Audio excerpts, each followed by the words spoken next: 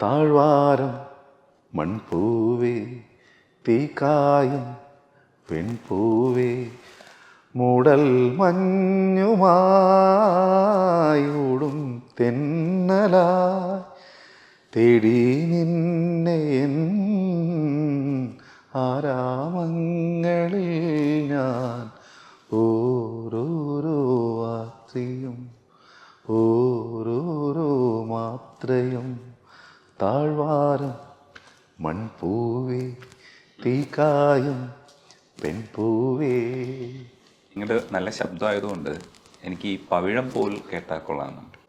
നിന്നനുരാഗമിതെൻ സിരയിൽ സുഖഗന്ധമെഴും മതിരാസവമാ ഇളമാനിനിൻ കുളിർമാറിൽ സഖി തരളാദ്രമിതാ തലചായ്ക്കുകയായി ഒരു സുന്ദരിയൻ മലശയ്യയിൽ പവിഴം പോൽ പവിഴാതരം പോൽ പനിനീർ പൊന്മുകുളം പോൽ പുതുശോഭയെഴും നിറമുന്തിരി നിൻ മുഖസൗരഭമോ പടരുന്നു പവിഴം പോൽ പവിഴാതരം പോൽ പനിനീർ പൊന്മുകുളം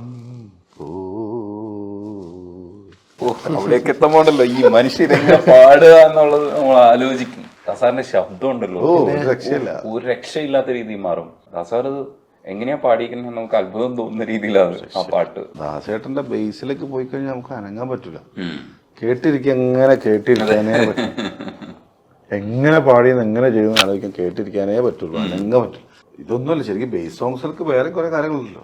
ദേവദുംദുഭിക്ക് വരുമ്പോഴൊക്കെ ഒന്നും ചെയ്യാനൊക്കെ പാടുമ്പോ എങ്ങനെയാണ് പറഞ്ഞതെന്ന് നമുക്ക് അറിയാൻ പാടില്ല, കേൾക്കാനേ പറ്റുള്ളൂ.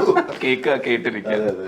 പപ്പയുടെ സ്വന്തം അപ്പൂസിലെ പാട്ട് നമ്മളിപ്പോ ഇതിനു മുമ്പ് നമ്മൾ ഡിസ്കസ് ചെയ്തല്ലോ, ആ പാട്ട് പാടുമോ? എന്റെ മകൻ ജനിച്ചതിന് ശേഷം ഉള്ളൊരു ആ പാട്ടിനോട് വല്ലാതെ ഇഷ്ടം തോന്നിയില്ല. അപ്പൊ അവന് പുതിയ ജനറേഷൻ ആണല്ലോ, അവന് പപ്പയുടെ സ്വന്തം അപ്പൂസ് സിനിമയൊക്കെ കാണിച്ചു കൊടുക്കുകയും. മ്യൂസിക് രാജാ സാറല്ലേ? അതിനകത്ത് ആര് പറഞ്ഞാലും നീ മാത്രം പറയരുത് ഗോവ ഡയലോഗ് പറഞ്ഞിട്ട് ഞാൻ എന്റെ മോനെ സ്നേഹിച്ചിട്ടില്ല. ഗോവ നീ എന്നെ തല്ലേ കൊല്ലേ എന്ത് വേണമെങ്കിലും ചെയ്യും, പക്ഷെ ആരൊക്കെ പറഞ്ഞാലും നീ മാത്രം പറയരുത്, ഒരിക്കലും പറയരുത് ഗോപ, ഞാൻ എൻ്റെ മോനെ സ്നേഹിച്ചിട്ടില്ല. സാരമില്ല, ഇനി എൻ്റെ മോനെ നീ എനിക്ക് തന്നേക്ക്, ഞാൻ നോക്കിക്കോളാം അവനെ പൊന്നുപോലെ. ഏതമൃതും തോൽക്കുമി തേനിനെ നീ തന്നു പോയി ഓർമ്മകൾ തൻ പൊയ്കയിൽ മഞ്ഞു തുള്ളിയാ എന്നുയിരിന്റാകവും താളവുമായെന്നുമെൻ കണ്ണനെ ഞാൻ പോറ്റിടാം, പൊന്നുപോലെ കാത്തിടാം. പുന്നാരത്തേനെ നിന്നേതിഷ്ടം പോലും എന്നെ കൊണ്ടാവും പോലെല്ലാം ഞാൻ ചെയ്യാം. നീഴല്ലേ തേനേ പാടല്ലേ പൂവേ സ്നേഹത്തിൻ പൂഞ്ചോല തീരത്തിൽ നാം എത്തും നേരം ഇന്നേരം മോഹത്തിൻ പൂനുള്ളി മാല്യങ്ങൾ കോർക്കുന്ന കാലം പൂക്കാലം. പൂജപ്പൂ നീ പൂജിപ്പൂ ഞാൻ പന്നീരും തേനും കണ്ണീരായി താനേ പന്നീരും തേനും കണ്ണീരായി താനേ. സൂപ്പർ. നിങ്ങൾ എങ്ങനെയാ സ്വിച്ച് ചെയ്യുന്നത്? അത് വോയിസ് ചെയ്തോണ്ടിരുന്നിട്ട് ഒരു ബ്രേക്ക് പോലും ഇല്ലാതെ. അത് എനിക്ക് വലിയൊരു അറിവുണ്ട്, ആർക്കും ഇല്ലാത്തൊരു വലിയ അറിവുണ്ട്. എനിക്ക് ശ്രുതി അറിയില്ല. ഒരാള് എ പറഞ്ഞാലും ബി പറഞ്ഞാലും സി പറഞ്ഞാലും എനിക്കറിയില്ല, ഞാൻ പഠിച്ചിട്ടില്ല. പക്ഷേ പടച്ചോൻ എന്താണെന്നറിയില്ല, എനിക്ക് ഒരു പാട്ടിന്റെ ഒറിജിനൽ പിച്ച് എന്റെ മനസ്സിലുണ്ടാവും. അതുകൊണ്ടാണ് കയറാൻ പറ്റുന്നത്. അതെ അതെ അതെ. അല്ല അതാ പറ, അത്ര വലിയൊരു അറിവുള്ള ആളാണ്. ചില പ്രോഗ്രാമിൽ ഗാനങ്ങളൊക്കെ പോലെ അതേതാ സ്കെയില്, ഞാൻ പറഞ്ഞു 30 ഇഞ്ചിന്റെ നീ പിടിച്ച ഞാൻ പാടിക്കോളാം. പക്ഷെ ഇത് അബദ്ധം പറ്റില്ലേ? ഏതാ അപ്പൊ പിച്ച് ചെയ്ത് തുടങ്ങുമ്പോഴേ അടുത്ത സ്റ്റെപ്പ് എന്ന് പറയുന്നത് വേറെ ആണെങ്കിൽ എന്ത് ചെയ്യും? ഇതിപ്പോ നമ്മൾ കാഷ്വലി പാടിയതുകൊണ്ട് കുഴപ്പമില്ല.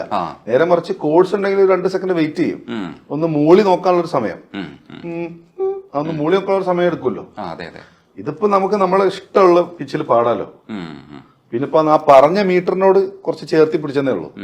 അത് പറഞ്ഞു തീർത്തില്ലേ, ഞാൻ നോക്കിക്കോളാം എന്റെ പോലെ. അപ്പൊ അവിടെ നിന്ന് അങ്ങോട്ട് ആ ഒരു മീറ്റർ പിടിച്ചിട്ട് ആ പിച്ച് പിടിച്ച് പോയെന്നേ ഉള്ളൂ.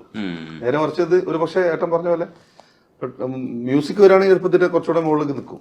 അതുപോലെ സെക്കൻഡ് വരുന്നത് അതിലും മേലെയാണെങ്കിൽ അതെ അതെ പെട്ടുപോകില്ലേ. മറ്റേ പറഞ്ഞ സാഗരങ്ങളെ ഇതാണല്ലോ, സാഗരങ്ങളെ തവല എന്ന് വായിച്ചു പാടി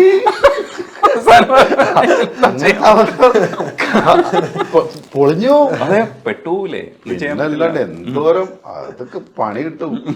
നമ്മളെപ്പോഴും ശ്രദ്ധിക്കേണ്ടത് പാടുമ്പോ, ഇപ്പൊ ഒരാൾ നമ്മൾ ക്യാഷ് ചിലപ്പോൾ നന്നായിട്ട് വായിക്കാൻ അറിയാത്ത ആളാണെന്നുണ്ടെങ്കിൽ ചിലപ്പോൾ ഒരു കോഴ്സോ അല്ലെങ്കിൽ യുനാനി എന്നൊക്കെ പറയും, ജസ്റ്റ് കോഴ്സൊക്കെ ഇട്ട് വായിച്ചു തരുന്ന ആൾക്കാരുടെ അടുത്ത് പാടുമ്പോൾ നമ്മളെപ്പോഴും, എനിക്ക് കിട്ടിയ അറിവാട്ടോ, അനുപല്ലവി പാടി നോക്കണം. അപ്പം അനുപല്ലവിയിലെ ടോപ്പ് എത്തണ്ടോ നോക്കിക്കഴിഞ്ഞാൽ ബേസ് പല്ലവി എളുപ്പമാണ്. നമ്മൾ ആദ്യം പോയി നിന്നത് ചിലപ്പോൾ ഇവിടെ ആദ്യത്തെ 4 വരി പാടി കുഴപ്പമില്ല, അത് നോക്കി, പിന്നെ ആയിരിക്കും ചിലപ്പോൾ മറ്റേ സാധനം കിട്ടാണ്ട് വരിക. അവർ കോഴ്സ് പിടിച്ച് ഇന്ന സ്കെയിലാന്ന് പറയുമ്പോൾ നമുക്ക് അനുപല്ലവി എന്ന് പാടി നോക്കിയിട്ട് ഇതിലേക്ക് വരുമ്പോൾ എളുപ്പമുണ്ടാവും. ഈ 10 റിയാലിറ്റി ഷോയിൽ പോയ കാര്യം ഇപ്പോഴാണ് പറഞ്ഞു കേൾക്കുമ്പോൾ എനിക്ക് മനസ്സിലാവുന്നത്. എന്നിട്ട് 10ാമത്തേലും മതിയാക്കി അത്ര? അല്ലല്ല, 10ാമത്തേലേക്ക് 10ൽ 1ാം സമ്മാനം കിട്ടി. സമ്മാനം കിട്ടുന്നത് വരെ പോയി. അതുകൊണ്ട് കുറെ പാട്ടുകളും പിന്നെ നമ്മളെ നന്നായിട്ട്, ഞാൻ നേരത്തെ പറഞ്ഞ പോലെ ശ്രുതി അറിയാത്ത നമ്മളല്ലേ. അപ്പം ഈ ചിലപ്പോൾ മൊബൈലായിരിക്കും, ഫൈനലി വരെ മൊബൈലിലും റേഡിയോയിലൊക്കെ പാടി കൊടുക്കുക, ഫോണിലൊക്കെ ആയിട്ട് പാടി കൊടുക്കുക, ലൈൻ ഫോണിലൊക്കെ ആയിരിക്കും. അപ്പം ചിലപ്പോൾ ക്ലാരിറ്റി ഉണ്ടാവില്ല. അത് വെച്ചിട്ടാണ് മാർക്ക് ഇടുന്നതെങ്കിൽ പോലും എനിക്കറിയാം ഞാനാണ് അതിൽ ഏറ്റവും മോശം പാട്ടുകാരൻ എന്നുള്ളത് എനിക്ക് നന്നായിട്ട് അറിയാം.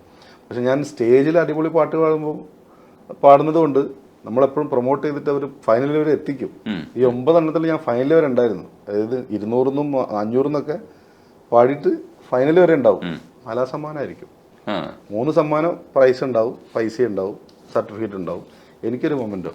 ആ ഒരു 9 റിയാലിറ്റി ഷോ എന്ന് പറയുന്നത് ഈ പറഞ്ഞ പോലെ കുറേ പാട്ടുകൾ പഠിക്കാനും പാട്ടിനെ കുറിച്ച് നന്നായിട്ട് മനസ്സിലാക്കാനും ഒരു വർക്ക്ഷോപ്പായി തന്നെ പറയാം. നല്ല നല്ല ആളുകളായിരുന്നു. രാജീവ് കോടമ്പള്ളി എന്ന് പറഞ്ഞിട്ടുള്ള വലിയ മ്യൂസീഷ്യൻസ് ഒക്കെയാണ് നമുക്ക് പാട്ടുകളൊക്കെ പറഞ്ഞു തന്നതും പഠിപ്പിച്ചു തന്നതൊക്കെ ആയിട്ട്. മോനെ അവിടെ അങ്ങനെ ചെയ്തിട്ടുണ്ട്, ഇവിടെ അങ്ങനെ പോയിട്ടുണ്ട്. അപ്പോഴാണ് ഇതിനെക്കുറിച്ചിട്ട് ഇതിന് ഇത്രയും സാധ്യതകൾ ഒരു വരിയിൽ വാക്കുകളിലുണ്ട് മ്യൂസിക്കിന് എന്നുള്ളത് പഠിച്ചത് അവിടെ നിന്നാണ്. പിന്നെ നമ്മുടെ ഭാര്യയും കൂടെ ഒരു സപ്പോർട്ട് ഉണ്ടായിരുന്നു, അവൾ മ്യൂസിക് ടീച്ചറാണ്. അപ്പോൾ അങ്ങനെ ആണ് 10-ലെത്തിയപ്പോൾ എനിക്ക് ഫസ്റ്റ് പ്രൈസ് കിട്ടിയപ്പോൾ ഞാനവിടെ നിർത്തി. പങ്കെടുത്താൽ ശരിയാവില്ല.